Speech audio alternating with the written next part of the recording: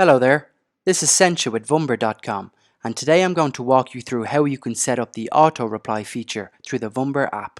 Enabling this feature allows you to automatically respond to incoming first-time texts with a predefined message, saving you time and ensuring prompt replies to your new contacts. Start off by opening up the Vumber app on your device. Next, tap the hamburger menu in the top left to open the drop-down menu.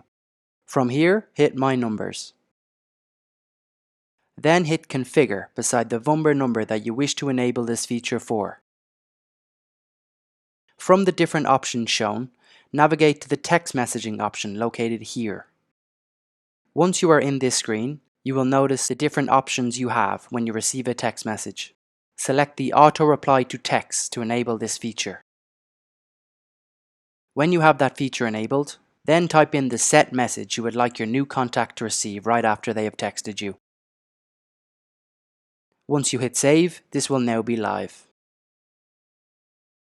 If you are experiencing any issues, please let us know by contacting support@vumber.com. Bye for now.